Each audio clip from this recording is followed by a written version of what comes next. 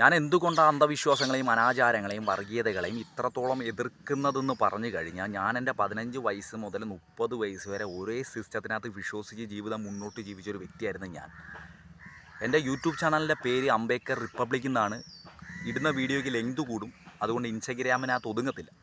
അങ്ങനെ ഈ 15 വയസ്സ് വരെ ഞാൻ താമസിക്കുന്നത് ഒരു കോളനി പശ്ചാത്തലത്തിൽ കേട്ടു വളർന്നതും വീട്ടുകാരെ കയ്യിൽ നിന്നും നാട്ടുകാരെ കയ്യിൽ നിന്നും ബന്ധുക്കാരെ കയ്യിൽ നിന്നും എല്ലാം കേട്ടു വളർന്നത് നമ്മൾ പട്ടികജാതിക്കാരാണ്, നമ്മൾ മറ്റുള്ളവരെക്കാട്ടി കീഴ്ജാതിയാണ്, നമ്മൾ അങ്ങനെയാണ് ഇങ്ങനെയാണ് എന്നൊരു വർഗീയതയെ കേട്ടു വളർന്നത്. അതുകൊണ്ട് 15 വയസ്സ് കഴിഞ്ഞപ്പോൾ തന്നെ ഞാൻ ഈ അന്ധവിശ്വാസം വിട്ടു. കാര്യം അന്ധവിശ്വാസത്തിനകത്ത് വിശ്വസിച്ചാലല്ലേ ഞാൻ ഇങ്ങനെയുള്ള കെട്ടുകഥകൾ വിശ്വസിക്കേണ്ട ആവശ്യമുള്ളൂ.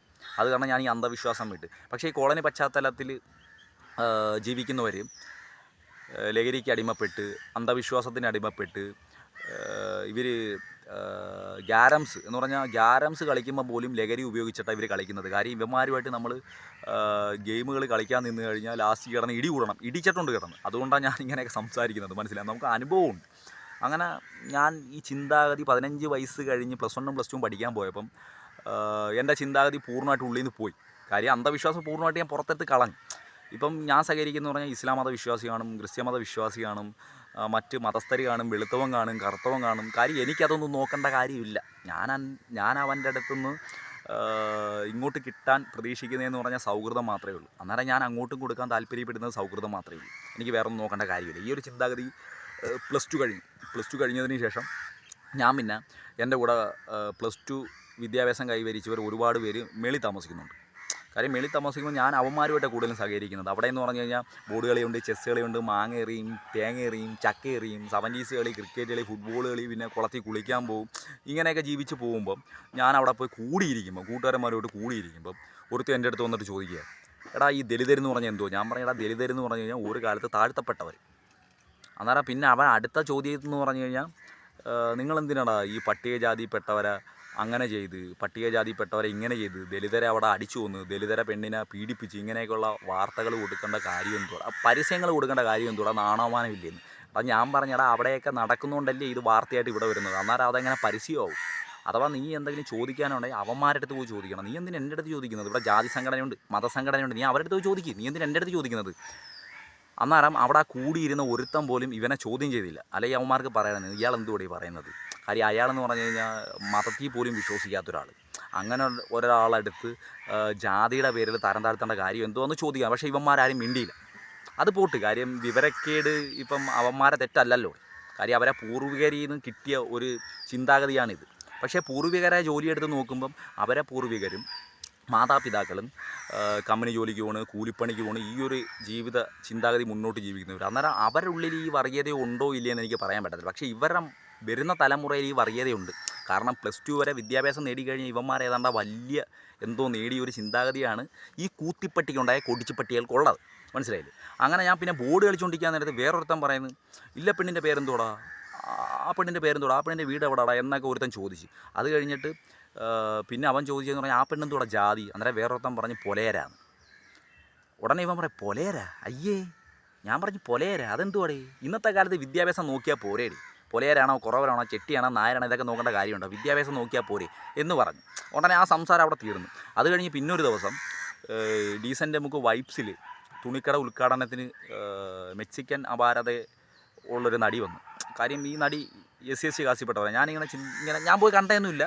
ഞാനിങ്ങനെ ബോർഡ് കളിച്ചുകൊണ്ടിരിക്കാൻ നേരത്ത് ഇവന്മാരെല്ലാവരും പറഞ്ഞു, ഇല്ലല്ലോ അവളാടെ ഇവിടെ ഉദ്ഘാടനത്തിന് വരുന്നത്, അവൾ SC കാസിപ്പെട്ടതാടേ. ഞാനന്നേരം ചോദിച്ചടാ അതെന്തുവാടാ SC കാസിപ്പെട്ടെന്ന് എടുത്തു പറഞ്ഞു. അല്ലടേ കണ്ടാ പറയത്തില്ലെന്ന്. ഉടനെ എൻ്റെ അടുത്ത് പറയാം കണ്ടാ പറയത്തില്ലെന്ന്. ഞാൻ പറഞ്ഞു കണ്ടാ പറയത്തില്ലേ? ഇപ്പം എൻ്റെ മാതാപിതാക്കൾ വിദ്യാഭ്യാസം കൈവരിച്ച് വെയിൽ കൊള്ളാത്ത ജോലി ചെയ്ത് കഴിഞ്ഞാൽ ആ സമയത്ത് നല്ല ആഹാരങ്ങൾ കഴിച്ച് ഞാനും വെളുത്തിരിക്കും. അതിനകത്ത് വലിയ കാര്യമൊന്നുമില്ല. അന്നേരം പിന്നെ ഇവന്മാർ ഈ ഊമ്പിത്തരം പറയേണ്ട കാര്യം എന്തുവാ? ഈ ഊമ്പിത്തരം പറഞ്ഞവൻ്റെ വീട്ടിൽ ഞാൻ ടൈൽസിൻ്റെ പണിക്ക് പോയപ്പം അവിടുത്തെ ഇട്ട ടൈൽസ് ഞങ്ങളെ കൊണ്ട് ഇളക്കിച്ചിട്ട് വീടിൻ്റെ ഫ്രണ്ടിൽ ഒരു സ്വർണ്ണ തകിട് കുഴിച്ചിടിപ്പിച്ച്. കാരണം മഹാലക്ഷ്മി ഈ സ്വർണ്ണ തകിട് കഴിഞ്ഞിട്ട് വേണം ഉള്ളിലോട്ട് വരാൻ. നോക്കണം എവിടെ നിൽക്കുന്നു. അന്ധവിശ്വാസത്തിന് അടിമപ്പെട്ട കൂത്തിപ്പട്ടിക്കുണ്ടായ കൊടിച്ചിപ്പട്ടികളെ ഉള്ളിലെല്ലാം ഈ ഇങ്ങനെയുള്ള വർഗീയതകളും ഇങ്ങനെയുള്ള ചിന്തപ്പാടുകളും കിടപ്പുണ്ട്. അന്നേരം ഞാനിവിടെ ആരെ പറയൂടെ? ഞാൻ അവനെ പറയാൻ പറ്റുമോ? അവൻ്റെ തള്ളേന്ന് തന്നെ പറയാൻ പറ്റുമോ? അതോ അവരെ പൂർവികരെ പറയാൻ പറ്റുമോ? അന്നേരം ഞാൻ ആരെ എതിർക്കേണ്ടത്? ഇവിടെ മതത്തിനെ എതിർക്കണം. അന്നേരം മതത്തിനെ എതിർക്കുമ്പം ഓട്ടോമാറ്റിക്കലി ജാതി എതിർക്കുമല്ലോ. ജാതി എതിർക്കുമ്പം ഒരുപാട് ജാതി സംഘടനകളുമായിട്ട് നമ്മൾ ശത്രുത സമ്പാദിക്കേണ്ട വരും. കാരണം എന്ന് പറഞ്ഞാൽ ഇവന്മാരാണല്ലോ ഈ മറ്റുള്ളവരടുത്ത് ഈക്വലായിട്ട് നിൽക്കാൻ വേണ്ടി ജാതി ഉത്സവങ്ങൾ നടത്തുന്നു, ജാതി കൂട്ടായ്മകളുണ്ട് ഇവന്മാർക്ക്. ഞാൻ ഒരു കാര്യം പറയട്ടെ, ഇപ്പം എനിക്കിപ്പോൾ ഒരാളൊരു പൈസ തരാനുണ്ട്, അവൻ്റെ അടുത്ത് ഞാൻ നിരന്തരം ചോദിച്ചുകൊണ്ടിരിക്കുക. ഇവൻ എൻ്റെ അടുത്ത് പറഞ്ഞു തരാടാ. ഇപ്പോൾ ഈ ആഴ്ച വിളിച്ച് ഉടനെ ഇവൻ എൻ്റെ അടുത്ത് പറഞ്ഞു അടുത്ത ആഴ്ച തരാമെന്ന് പറഞ്ഞു. അടുത്ത ആഴ്ച വിളിച്ചപ്പോൾ ഇവൻ എൻ്റെ അടുത്ത് പറയാം, എടാ മോളെ പ്രസവത്തിന് കൊണ്ടുവന്ന് കുറച്ച് പൈസ ചിലവായതുകൊണ്ട് അടുത്ത ആഴ്ച തരാം. നോക്കണം, ഒരു സ്വന്തം മോള് പെറാൻ കിടക്കുന്ന കാര്യത്തിനെ കുറിച്ച് ഇവന്മാർ ചിന്തിക്കത്തില്ല. പക്ഷേ ഒരു ഉത്സവം വന്നു കഴിഞ്ഞാൽ 6 മാസം മുമ്പ് ഇവന്മാർ പിരിവേ മൈരയെന്നും പറഞ്ഞ് നാട് മൊത്തം പിരിക്കാൻ നടക്കും. ഇവന്മാരൊക്കെ വീട്ടിൻ്റെ ആധാരം വരെ ബാങ്കില്ല. ഈ കൂത്തിപ്പട്ടിക്കുണ്ടായ കൊടിച്ചിപ്പട്ടികളായ പട്ടികജാതിക്കാരെ പറഞ്ഞ് മനസ്സിലാക്കാൻ പറ്റത്തില്ല. ഇവന്മാർ ഈ സിസ്റ്റത്തിൽ തന്നെ ജീവിതം മുന്നോട്ട് ജീവിക്കുന്നവരാണ്. മനസ്സിലായില്ല?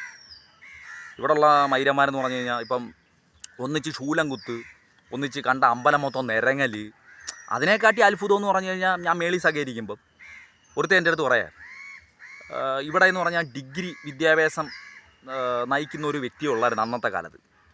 +2 കഴിഞ്ഞ് തുടർന്ന് പഠിക്കുന്ന ഒരു ആൺചെറുക്കനെ ഉള്ളായിരുന്നു. ബാക്കിയുള്ളവരെല്ലാം ലഹരിക്ക് അടിച്ചായി നടക്കുന്നത്. ഞാൻ പോലും ലഹരിയില്ല, പക്ഷേ വിദ്യാഭ്യാസം ഇല്ലാത്തതുകൊണ്ട് ഞാൻ തന്നെ മൂഞ്ചിത്തെറ്റി ഇങ്ങനെ നടക്കുന്ന ഒരു സാഹചര്യം. ഉടനെ അല്ലല്ല ഞാൻ പഠിക്കുമ്പം തന്നെ അയാൾ ഡിഗ്രിക്ക് പൊയ്ക്കൊണ്ടിരിക്കുക. ഞാൻ 9-ലോ 10-ലോ കണ്ട പഠിക്കുമ്പോൾ അയാൾ ഡിഗ്രിക്ക് പൊയ്ക്കൊണ്ടിരിക്കുക. അങ്ങനെ ഞാൻ പിന്നെ മേളിൽ പോയി സഹകരണം തുടങ്ങിയപ്പം അവന്മാരെൻ്റെ അടുത്ത് പറയാം, ഇന്നാണെങ്കിൽ അയാൾക്ക് നല്ല മൈൻഡാണ്, അയാൾ അതും ഇതും വരയ്ക്കാനും എഴുതാനൊക്കെ അറിയാം. ഉടനെ വേറൊരുത്തൻ നമ്മളടുത്ത് ഈ പത്രത്തിൻ്റെ ന്യൂസിൻ്റെയൊക്കെ കാര്യം പറഞ്ഞാൽ മൈരൻ ഇവൻ എൻ്റെ അടുത്ത് പറയാം, അയാൾക്ക് ജാതി അടിസ്ഥാനത്തിൽ കിട്ടിയതായിരിക്കും ഇവിടെ, അല്ലാതെ ഇവർക്ക് പഠിച്ചൊന്നും കിട്ടത്തില്ല. ഞാൻ പറഞ്ഞടാ പോടാ, അയാൾ നല്ലോണം പഠിക്കും. ജാതി അടിസ്ഥാനത്തിൽ എന്തോ പോയി ഇന്ന് പൊക്കി കാണിച്ച് കഴിഞ്ഞാൽ കിട്ടുകൂടെ ജാതി അടിസ്ഥാനത്തിൽ? ഇപ്പോൾ 10ാം ക്ലാസ് പാസ്സായി കഴിഞ്ഞാൽ ജോലി കിട്ടത്തുള്ളൂ. അന്നേരം 10ാം ക്ലാസ് പാസ്സാവാതെ പോയി എന്നിട്ട് SC കാസ്റ്റാന്ന് പറഞ്ഞ് പൊക്കി കാണിച്ച് കഴിഞ്ഞാൽ കിട്ടുമോ? കിട്ടത്തില്ല. പിന്നെ ഈ കൂത്തിപ്പട്ടിക്കുണ്ടായ കൊടിച്ചുപട്ടികൾ എൻ്റെ അടുത്ത് ഇപ്പം വലുതായിട്ട് കുറയ്ക്കത്തില്ല. കാരണം എന്ന് പറഞ്ഞു കഴിഞ്ഞാൽ ഞാൻ ലഹരിക്ക് അടിമപ്പെടുന്നില്ല, അന്ധവിശ്വാസത്തിന് അടിമപ്പെടുന്നില്ല. അങ്ങനെ പെടുമ്പോഴേ ഞാൻ ഈ ഊമ്പിയ ജീവിതത്തിനോട് സപ്പോർട്ട് ചെയ്യുന്ന ഒരാളാകത്തുള്ളൂ. അതുകൊണ്ട് ഇവന്മാരും എൻ്റെ അടുത്ത് കുറയ്ക്കത്തില്ല. അതുകൊണ്ട് ഇപ്പോൾ ഇവന്മാർക്ക് എല്ലാവർക്കും എൻ്റെ അടുത്ത് ഭയങ്കര വർഗീയതയാണ്.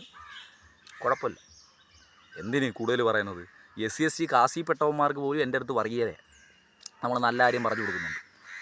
എന്തുകൊണ്ടാലും നിങ്ങളൊന്ന് സബ്സ്ക്രൈബ് ചെയ്ത് തരാം. നിങ്ങൾക്ക് ഉപകാരപ്പെടത്തേ ഉള്ളൂ, ഉപയോഗപ്പെടുത്തേ ഉള്ളൂ, നഷ്ടം വരത്തില്ല.